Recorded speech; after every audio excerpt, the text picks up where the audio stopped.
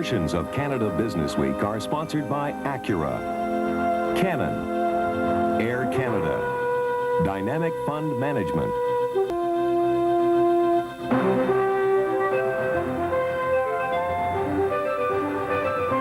It's no surprise that cars are sometimes seen as the definitive status symbol. For those who like to break away from the everyday BMW or other signs of doing well, then perhaps you'd be interested in Europe's latest reverse symbol of success. In Europe, they often call this car the ugly duckling. If originality suits your image, then Jim KENZIE has something to show you. What the heck is that? How much is it? Where can I get one? If you have one of these, you better have the answers to those three questions because you're going to get asked them a lot. It's a Citroen 2cv. It costs around $14,000, and you can buy one from John and Greg Long in Toronto. Greg, how did the idea of setting up a company to import these cars come about? We had brought in two ourselves to drive every day, and we kept getting messages on the little windshield wipers all the time about where'd you get it, where can we get one. I loved them in Europe. I had them in Europe. So it just rolled in from there. Well, John, what's involved in bringing a Citroen into this country? Well, we have a fellow in southern France who takes an older car, say 67 to 71, strips it all down, takes everything off, and just leaves the frame, restores the frame, and then puts all new body parts on it, so that basically you have a brand new 1967 2cv.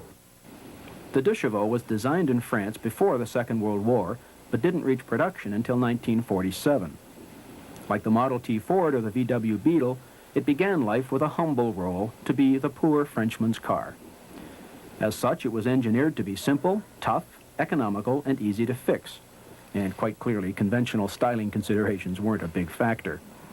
But no one can deny the charm of this little car. In fact, today, now that it has been surpassed by more modern designs, its major appeal is to style-conscious urban dwellers, especially in Britain and Germany.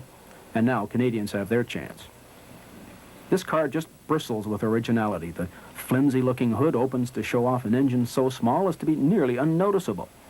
The two-cylinder, horizontally opposed engine is air-cooled, no radiator to boil over, don't you see? It drives the front wheels, so there's no space-robbing drive shaft. The gearshift linkage comes in through the top through the firewall, leading to the most bizarre-looking linkage imaginable. But it is logical if you can forget all your preconceived notions of what a gearbox is supposed to be. There's plenty of room here for 4 adults, all sorts of headroom, and if you're carrying basketball players, you just flip the roof back. We've got all sorts of equipment here like this air conditioning system, and it's got central locking because you can reach all the door locks from the driver's seat. Driving the 2cv is unlike driving any other car. The tiny little engine puts out a mere 29 horsepower, so momentum conservation is of the essence. You do anything you can to avoid having to stop because it's going to be a battle getting back up to speed. And on the highway, the car is pretty well tapped out at 110 kilometers an hour, unless there's a headwind, in which case you may be lucky to break 90. Still, it cruises effortlessly, and the engine is pleasantly quiet. Side winds don't bother this car at all, which you might not expect in a light car that is so slab-sided. What cars does the 2cv compete with? Well, how about the Honda Civic? The 2cv rides better than the Civic, it costs about the same, and gets similar fuel economy.